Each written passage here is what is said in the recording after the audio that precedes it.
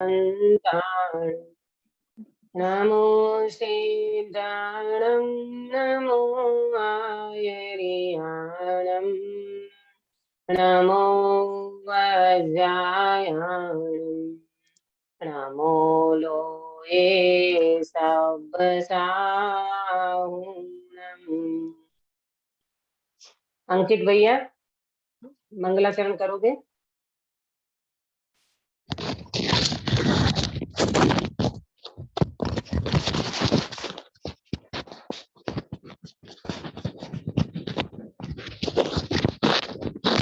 आवाज नहीं आ रही।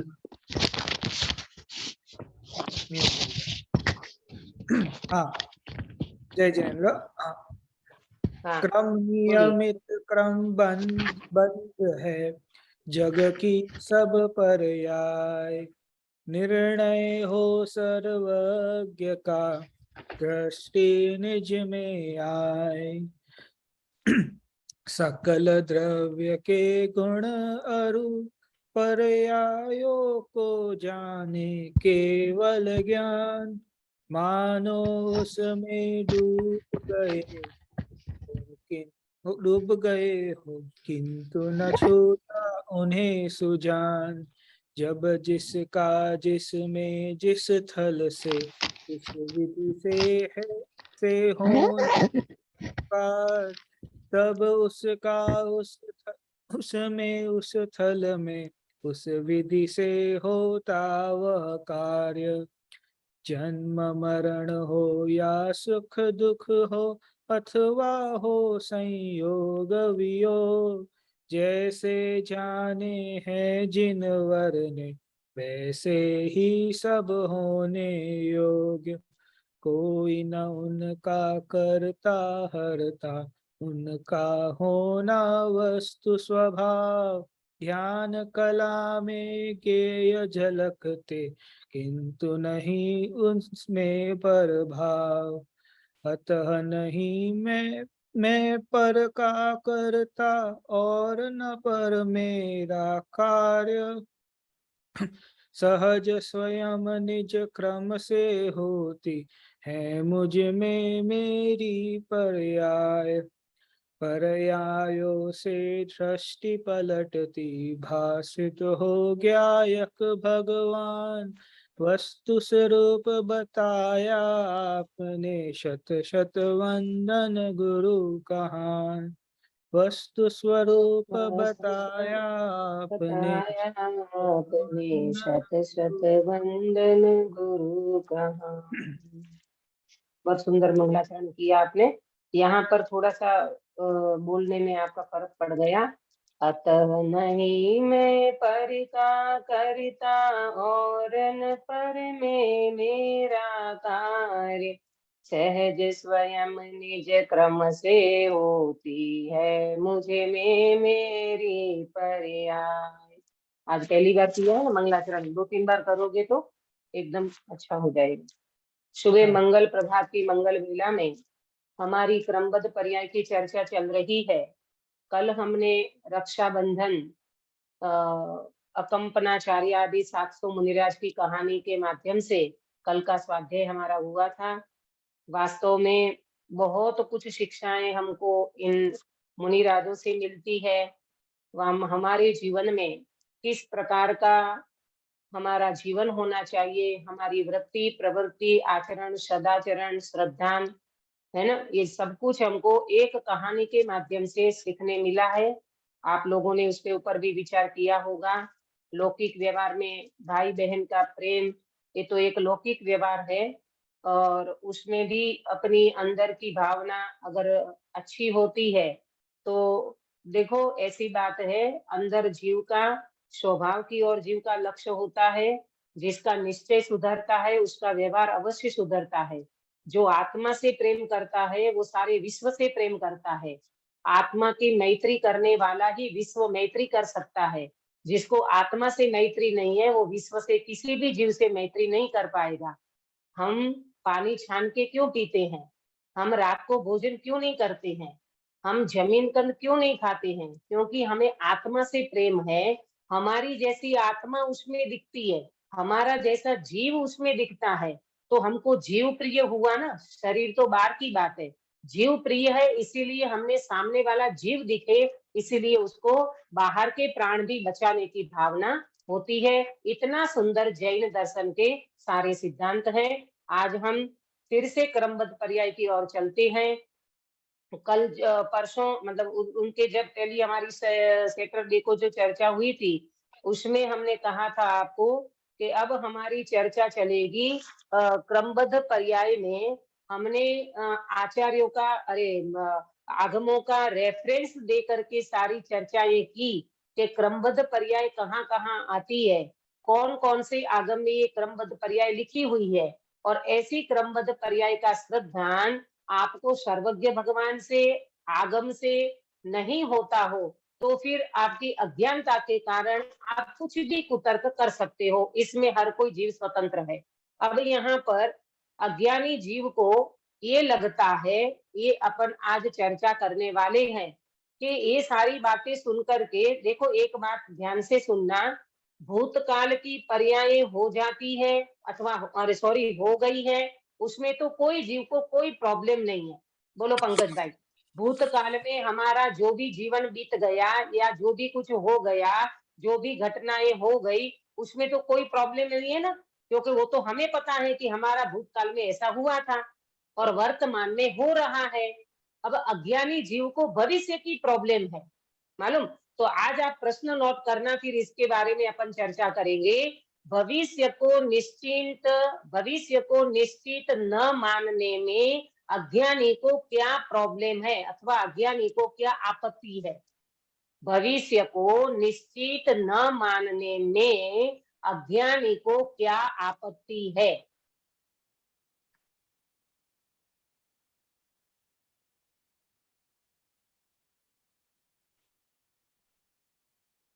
बराबर, भविष्य को निश्चित न मानने में अज्ञानी को क्या आपत्ति है। अज्ञानी जीव को ये प्रॉब्लम, मैंने बोला था ना, उनको तो खलबली मचेगी, वो एकदम से उनको तकलीफ होने लगेगी। क्यों तकलीफ होने लगेगी वो चर्चा अभी इसके आंसर में अपन करेंगे। वो कहता है कि भूतकाल तो हम मानते हैं, हम वर्तमान में हो रहा है वो भी हमें स्वीकार है, परंतु भविष्य का हमें स्वीकार नहीं है।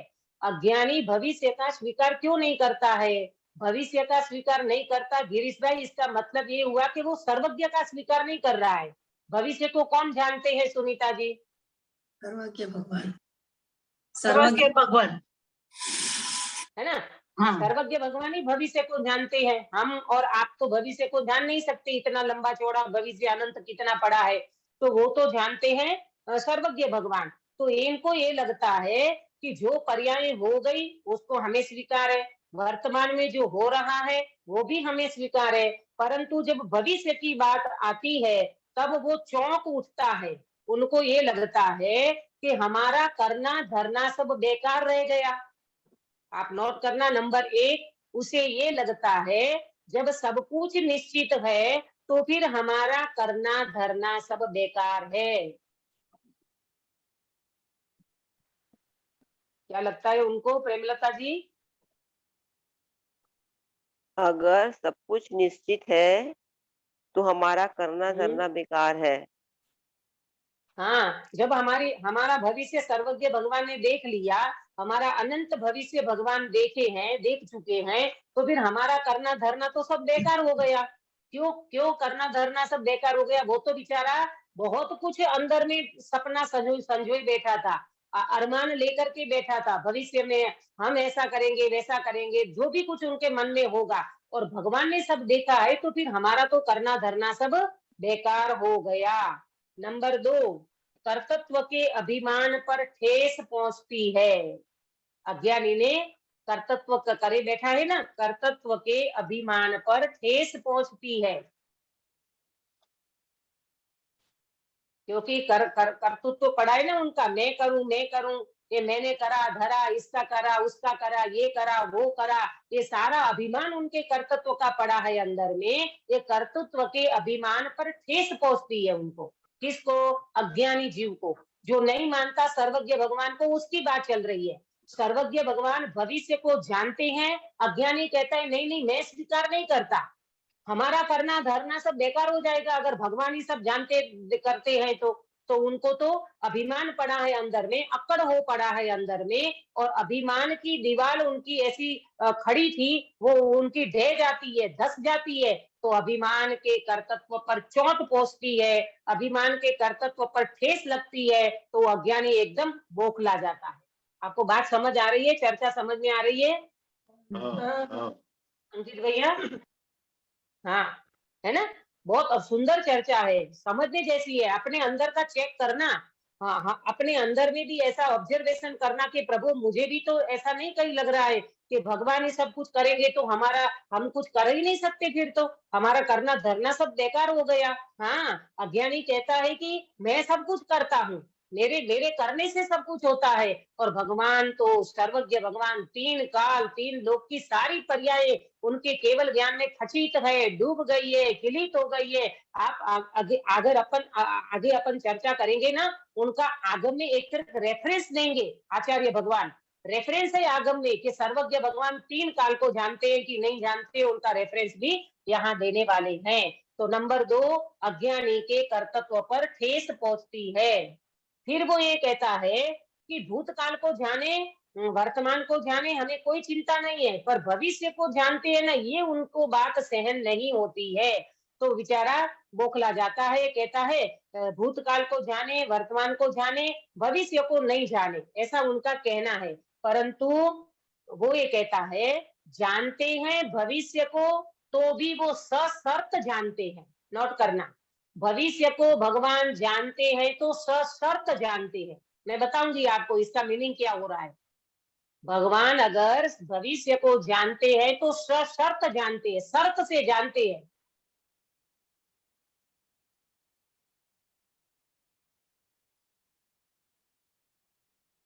शर्त कैसी मालूम?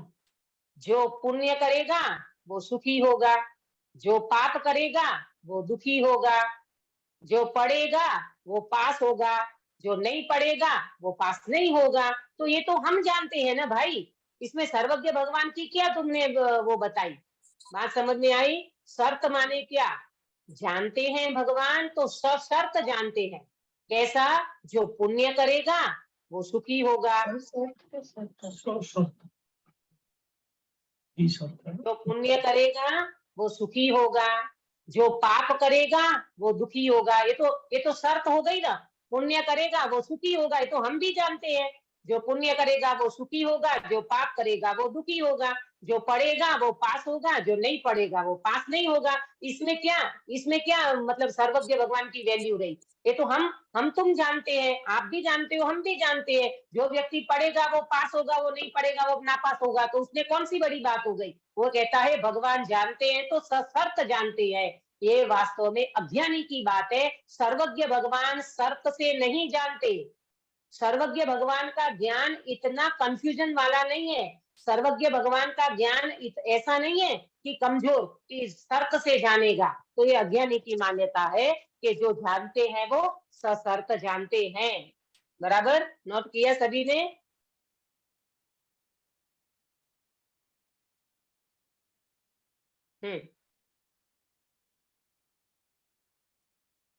अच्छा, सर्वज्ञ का मतलब क्या? सर्वज्ञ माने तीन काल को जाने, उसे सर्वज्ञ कहते हैं, है ना? सर्वज्ञ किसको कहते हैं? तीन काल तीन लोक को जाने, उसे सर्वज्ञ कहते हैं। और सर्वज्ञ भगवान कोई शर्त से थोड़ी जानते हैं। सर्वज्ञ भगवान द्वारिका नगरी कब कब जलने वाली थी और बता दिया उन्होंने, अंकित भैया? 14 साल पहले। 12 साल पहले। 12 साल बाद में जलने वाली, तो वो वर्तमान में बताया नेमिनाथ भगवान ने। 12 साल के बाद जलने वाली द्वारिका अभी जलती हुई दिख रही है भगवान को। नहींतर भगवान के ज्ञान को त्रिकालज्ञ सर्वज्ञ कौन कहेगा भाई?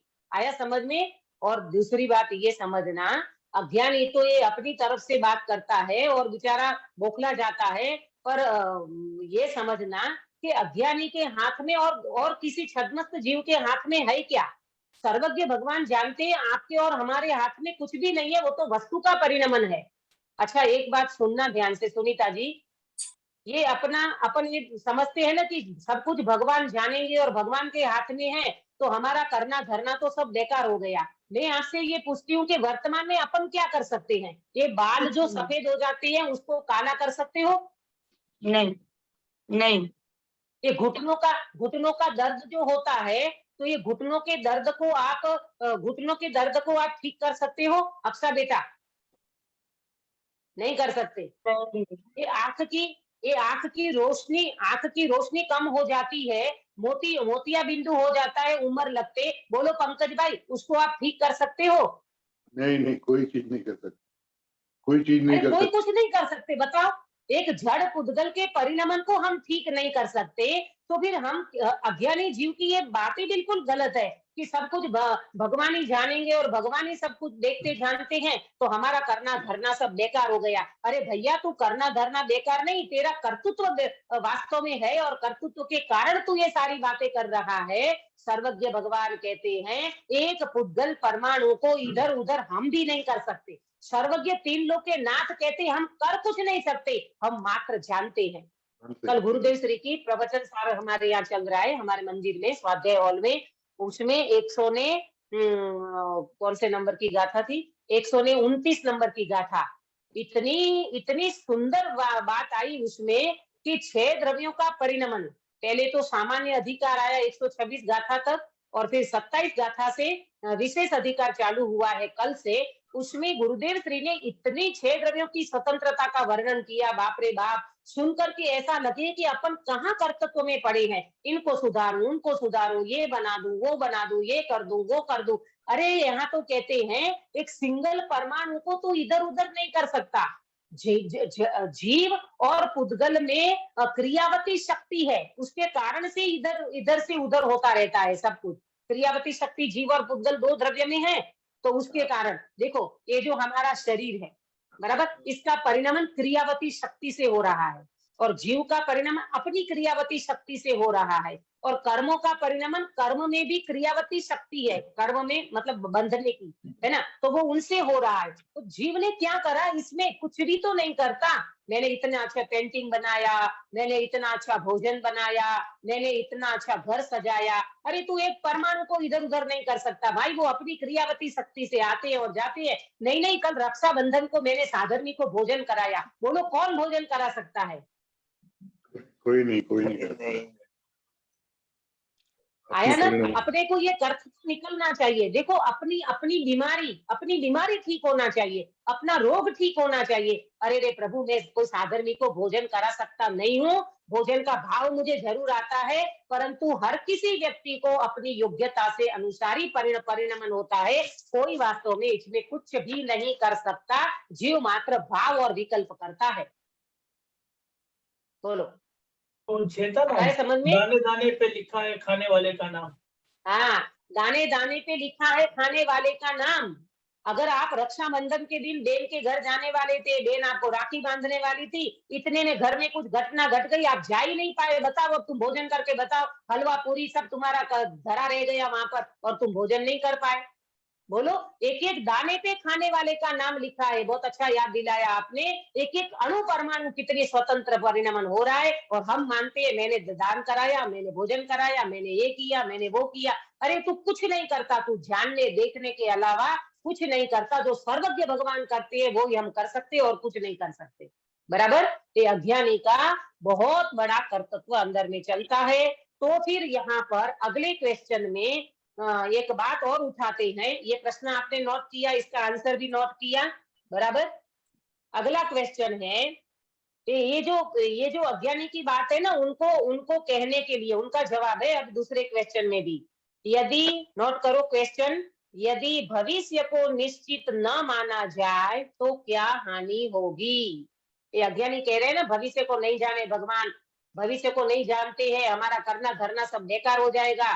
तो ये कहते हैं कि भाई यदि भविष्य को नहीं माना जाए तो क्या आपत्ति होगी, क्या हानि होगी? भविष्य को निश्चित न माना जाए तो क्या हानि होगी?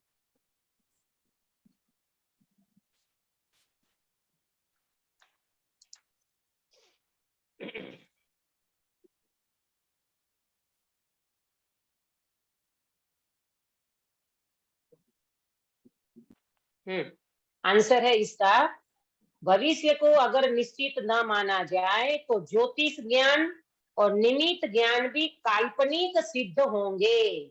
क्या बोला अंकित भैया, रिपीट करिए। भविष्य को निश्चित न माने तो ज्योतिष ज्ञान और काल्पनिक ज्ञान निमित्त ज्ञान, निमित्त ज्ञान निमित्त ज्ञान काल्पनिक हाँ, निश्चित हो जाएंगे। काल्पनिक सिद्ध होंगे। हाँ, अब बताती हूँ मैं आपको कि ये क्या बात कर रहे हैं। यहाँ आचार्य भगवान क्या बात बता रहे हैं। नंबर 1 आपने नोट किया, निमित्त ज्ञान, अरे सॉरी, यदि भविष्य को निश्चित न माना जाए तो ज्योतिष ज्ञान और निमित्त ज्ञान भी काल्पनिक सिद्ध होंगे।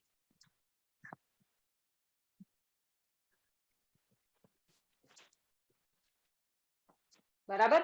अब देखो, ये ज्योतिष ज्ञान भी अपने आगम में आता है।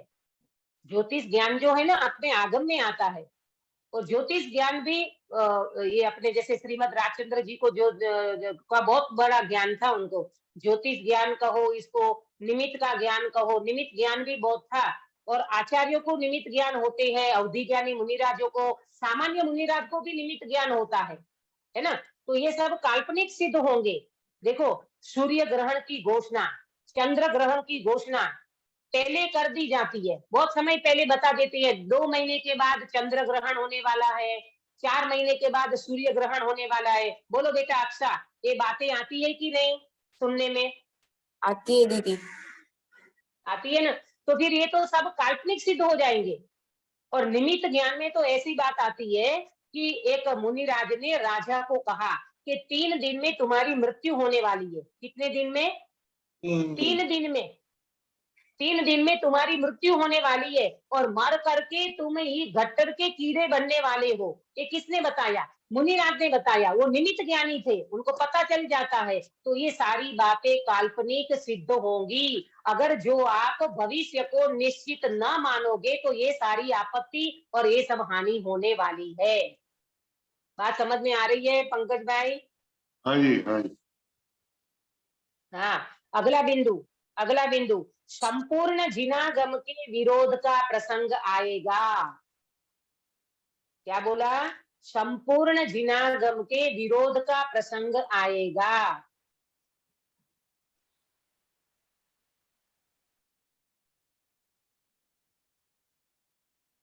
बोलो, जितने भी जिनागम है, अपने आगम है, जिनागम है, वो सब उन सब में क्या हो जाएगा? तो कहते हैं कि संपूर्ण जिनागम के विरोध का प्रसंग आएगा। पूरे जिनागम में तो कहानियां भरी पड़ी है, प्रथमानुयोग में, करणानुयोग में, चरणानुयोग में। उसकी बात में अभी इसके बाद करेंगे, अपन कल करेंगे उसकी बात, जब भी उसका नंबर आएगा। तो क्या क्या कहते हैं यहाँ पर कि जितना भी जिनागम है, वो जिनागम की सारी बातें व्यर्थ हो जाएगी, सारी बातों पे विरोध का प्रसंग आ जाएगा। बात समझ में आ रही है? भविष्य का इनकार अगर आप करते हो तो समस्त जिनागम में जितनी भी बातें हैं वो सारी बातों पे क्या हो जाएगा? विरोध का प्रसंग आएगा।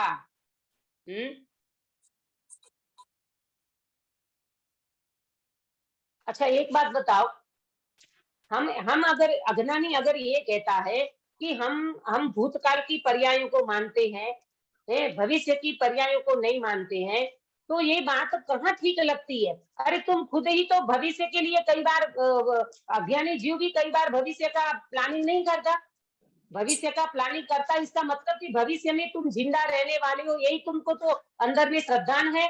भविष्य की कितनी बार एक बात आती है उसमें कि पति पत्नी में झगड़ा हो गया, और इतना झगड़ा हो गया कि तू मैंने होने लगी। बहुत झगड़ा हो गया, जोर जोर से चिल्लाने लगे दोनों जन।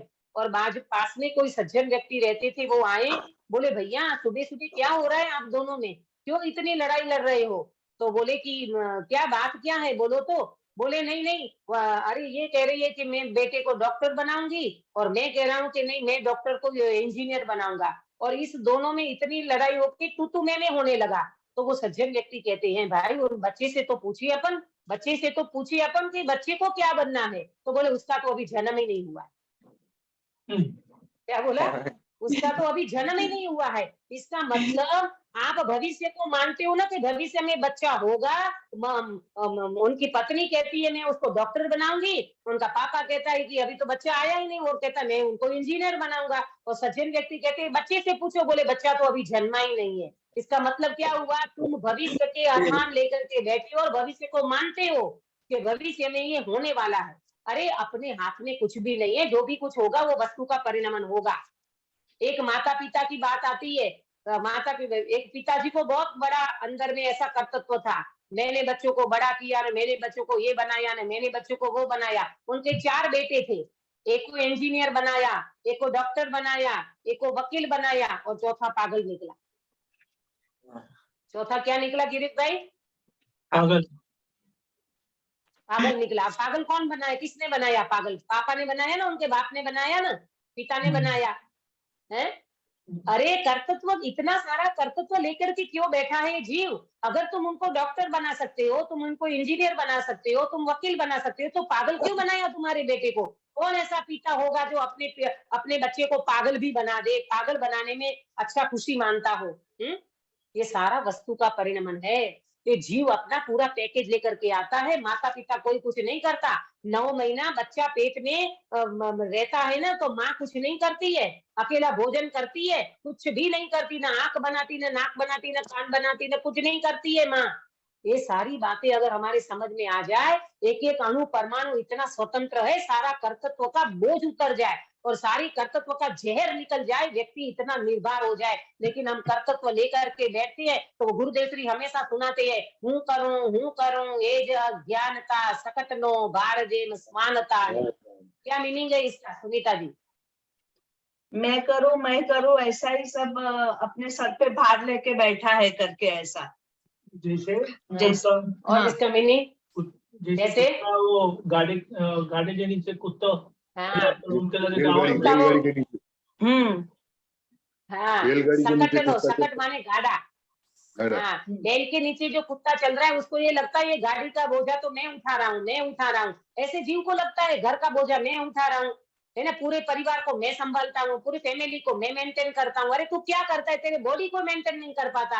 एक बाल सफेद हो जाता है तो उसको काला नहीं कर सकता, तू डाई करता है, वो तेरी चतुराई है, वो तेरी बुद्धि वेर मार गई है। बुढ़ापा आने के बाद भी व्यक्ति को डाई करने का मन करता है। 70 साल की महिला डाई करती है, इतना लगता है जोकर जैसे लगती है, बताओ। लेकिन ये नहीं लगता जीव को कि भाई 70 साल की उम्र हो गई, अगर मैं डाई करके भी बाहर जाऊंगी तो ये झुर्रियां कहाँ जाएगी, ये हमारा रूप कहाँ जाएगा? ये बाहर में जो दिखावट देखो, पुद्गल अपनी वो नहीं छिपाता, पुद्गल तो अपना जो भी है वो दिखाएगा ना, रूप तो दिखाएगा ना, शरीर अपना।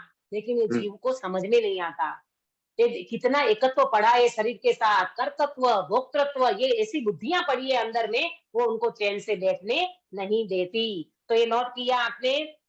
यदि भविष्य को निश्चित न माना जाए तो क्या हानि होगी? अच्छा बताओ, 10 लक्षण कब आएगा?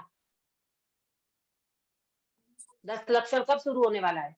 31 अगस्त 31 अगस्त सितंबर 31 अगस्त को, बराबर। तो ये किसने जाना, ये किसने जाना, मतलब ये कहाँ आया, ये कहाँ आया कि 10 लक्षण पर्व 31 अगस्त को आएगा? ये आगम में है सारी बातें।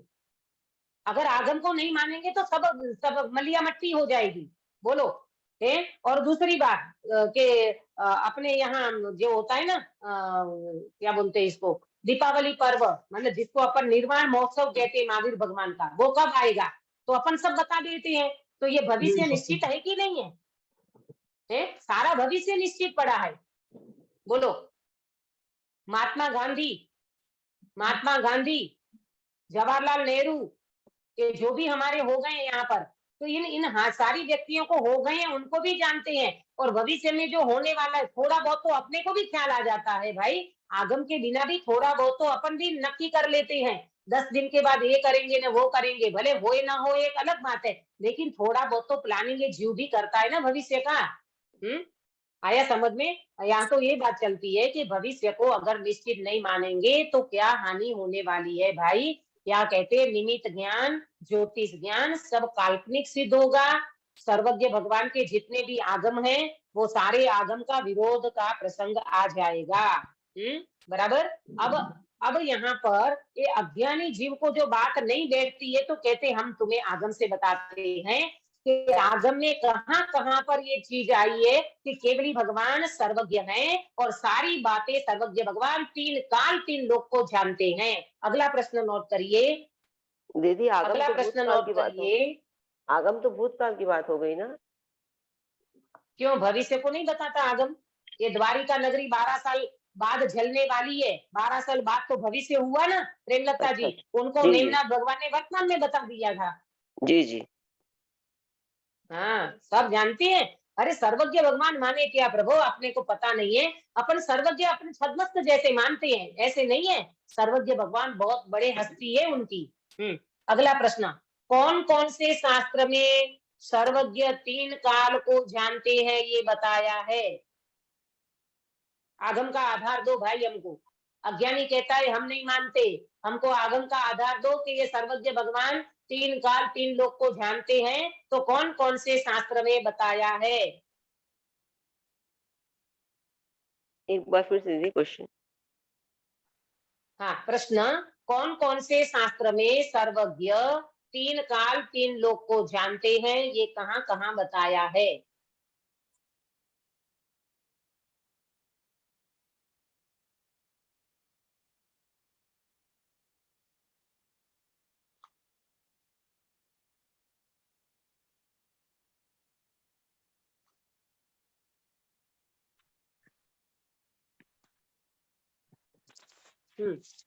सबसे पहला तत्वार्थ सूत्र। तत्वार्थ सूत्र किसने लिखा है? तत्वार्थ सूत्र अंकित भैया। उमा स्वामी ने। उमा स्वामी, आचार्य उमा स्वामी। हाँ उमा स्वामी आचार्य। उमा स्वामी किसके शिष्य थे? सुधादेव। वो पता नहीं। उमा स्वामी के गुरु कौन थे? जयचंद आचार्य। अरे कुंद आचार्य, कुंद आचार्य के पट शिष्य थे ये। कुंकुन आचार्य। हाँ बराबर। तो तत्वार्थ सूत्र का पहला अध्याय और सूत्र 29, सूत्र 29 क्या बताया? सर्व द्रव्य पर्यायेषु केवलस्य। ये आपको सब संस्कृत में नहीं जमेगा तो मैं इनका आपको हिंदी में नोट कराऊंगी। सर्व द्रव्य पर्यायेषु केवलस्य मतलब केवल ज्ञान का विषय। सूत्र सूत्र सूत्र नोट करना हो तो ठीक है, नहीं तो इसका मीनिंग नोट कर लो।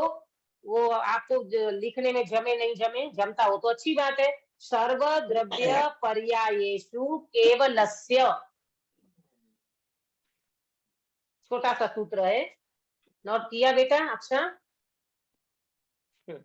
क्या बताया इसमें? केवल ज्ञान का विषय समस्त द्रव्य और उनकी तीन काल संबंधी समस्त पर्याय हैं। क्या बोला? केवल ज्ञान का विषय समस्त द्रव्य और उनकी तीन काल संबंधी समस्त पर्याय हैं, इसको कहते हैं सर्व द्रव्य पर्यायेषु केवलस्य। पंकज भाई हाँ नोट किया आपने? केवल ज्ञान का विषय समस्त समस्त केवल ज्ञान का विषय समस्त द्रव्य और उनकी तीन काल संबंधी समस्त पर्याय हैं। बराबर। बताओ, भगवान तीन काल को तीन लोक को उनकी समस्त पर्यायों को जानते हैं। पर्याय एक समय की होती है, वो छद्मस्त जीव के बस की बात नहीं है प्रभु, ये तो केवल ज्ञान का विषय है। बराबर। अगला प्रवचन सार की 39 नंबर की गाथा। प्रवचन सार की 39 नंबर की गाथा।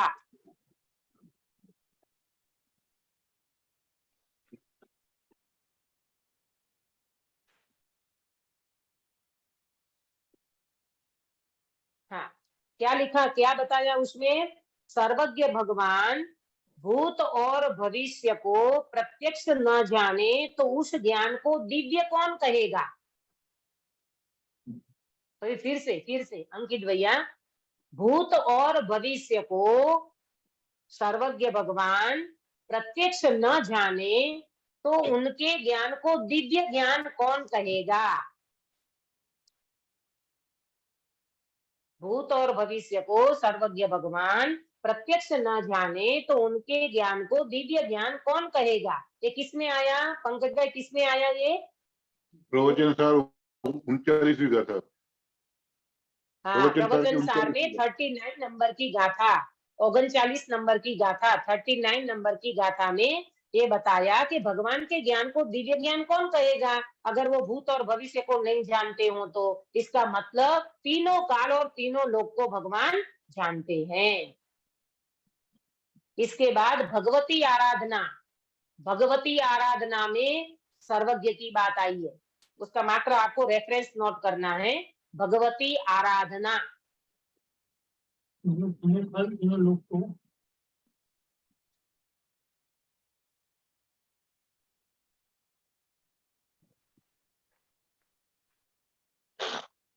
बराबर, भगवती आराधना में सर्वज्ञ की बात आई है। इसके बाद योग सार, योग सार में अमित गति आचार्य ने भी बताया है।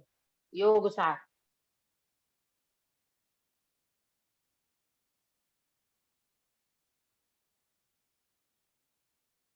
अमित गति। आचार्य का नाम अमित गति, क्योंकि क्योंकि योग सार है ना, दो आचार्यों का है। योग सार एक अमित गति और एक पूज्यपाद स्वामी का, दो का है।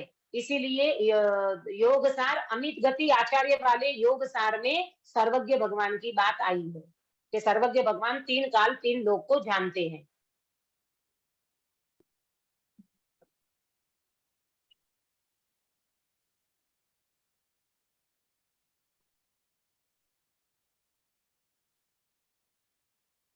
और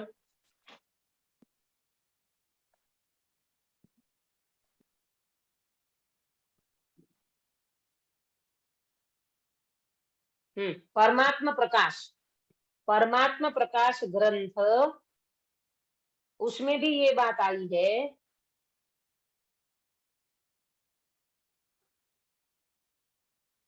कि सर्वज्ञ भगवान तीन काल और तीन लोक को जानते हैं।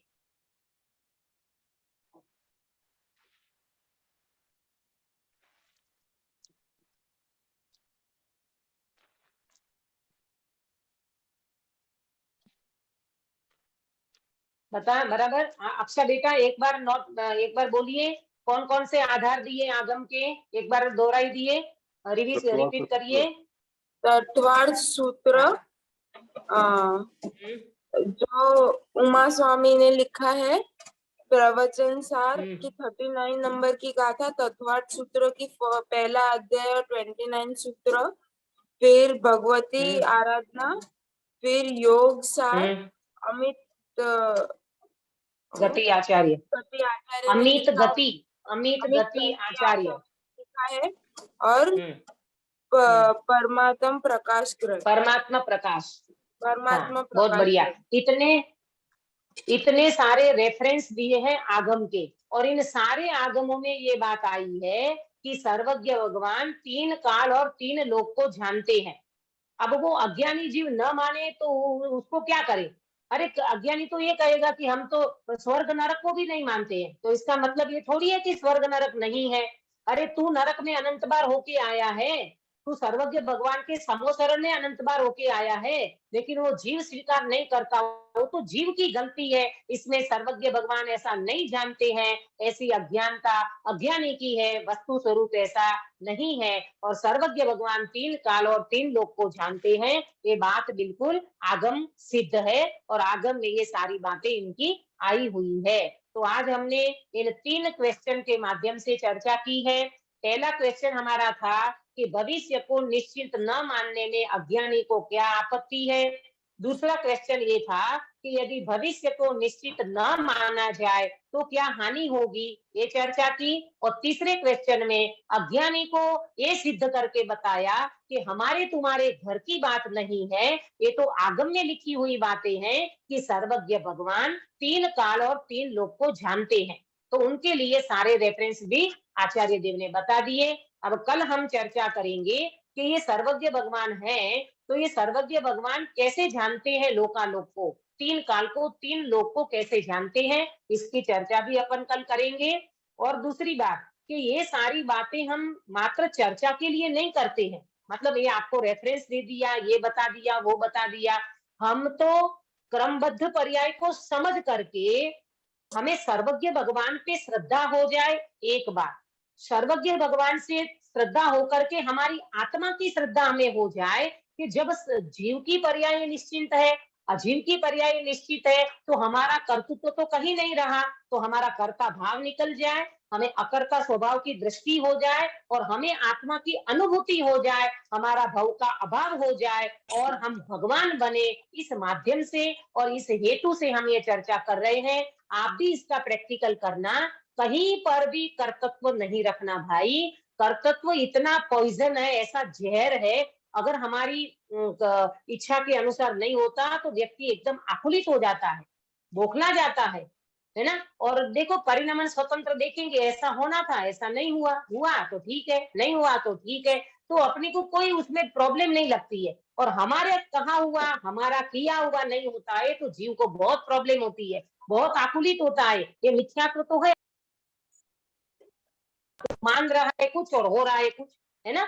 तो इसीलिए ये सारी क्रमबद्ध पर्याय को सुन करके, चर्चाओं को सुन करके हमें अंदर में अपना अप्लाई करना, एप्लीकेशन अंदर में करना, प्रैक्टिकल अंदर में करना, वेद विज्ञान अंदर में करना कि प्रभु अणु अणु परमाणु की जब स्वतंत्रता आपने बता दी है, सर्वज्ञ भगवान आपका अनंत उपकार है, आपने मेरा कर्तृत्व बिल्कुल छुड़ा दिया। जैसे किसी व्यसनी व्यक्ति को व्यसन हो जाता है और व्यसन कोई सज्जन व्यक्ति से छूट जाए तो उसका उपकार नहीं भूलता, हम सर्वज्ञ भगवान का उपकार न भूले। प्रभु आपने कैसा आत्मा बता दिया, कैसे परिणमन स्वतंत्र बता दिया, आज हमें कहीं पर भी कुछ करने की गुंजाइश नहीं रही, सब स्वतंत्र, सब स्वतंत्रता से परिणमी, देख मेरा मोक्ष हो गया, गिलवा सिकवा कुछ नहीं रहा, जो भी होता होने योग्य ही, सब स्वतंत्रता से परिणमी, देख मेरा मोक्ष हो गया, प्रेम जब अनंत हो गया, रोम रोम संत हो गया। आदरणीय राजेंद्र पंडित साहब है ना, जो अपने जबलपुर वाले, उनका भजन है ये, कितनी सुंदर। कुछ भी गिलवा सिकवा इधर उधर करना कुछ नहीं रहा, करता भोगता कुछ नहीं, तू तो एकमात्र ज्ञाता द्रव्य है, परिणमन स्वतंत्र है, मेरा मोक्ष हो गया प्रभु, मैं तो बिल्कुल कर्तृत्व से हट गया, जो मैं होता है उसको सहजता से जानता हूँ, नहीं होता है उसको भी जानता हूँ, मैं तो ज्ञाता दृष्टा अकर्ता स्वभावी आत्मा हूँ। ऐसी चर्चा सुन करके अपना अंदर में भेद विज्ञान करके इसका अपन क्या बोलते सार निकाले और अपने मोक्ष मार्ग को सभी प्रशस्त करें। इस मंगल भावना के साथ बात को विराम देती हूँ। निज निधि निज में बताई यह अनंत उपकार है, इसके लिए जिन वाणी माँ को वंदना शतवार है, वंदना शतवार है।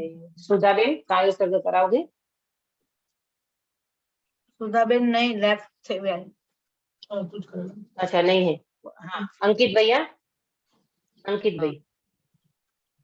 नमो अर्यंताणं नमो सिद्धाणं नमो आर्याणं नमो वज्राणं नमो लोयसवसाहुणं, नमो अर्यंताणं नमो सिद्धाणं नमो आर्याणं नमो वज्राणं नमो लोयसवसाहुणं, नमो अर्यंताणं नमो सिद्धाणं नमो आर्याणं नमो वज्राणं नमो लोयसवसाहुणं, नमो अर्यंताणं नमो सिद्धाणं नमो आर्याणं नमो वज्राणं नमो लोयसवसाहुणं, नमो अर्यंताणं नमो सिद्धाणं नमो आर्याणं नमो वज्राणं नमो लोयसवसाहुणं, नमो अर्यंताणं नमो सिद्धाणं नमो आर्याणं नमो वज्राणं नमो लोयसवसाहुणं, नमो अर्यंताणं नमो सिद्धाणं नमो आर्याणं नमो वज्राणं नमो लोयसवसाहुणं, नमो अर्यंताणं नमो सिद्धाणं नमो आर्याणं नमो वज्राणं नमो लोयसवसाहुणं, नमो अर्यंताणं नमो सिद्धाणं नमो आर्याणं नमो वज्राणं नमो लोयसवसाहुणं, नमो अर्यंताणं।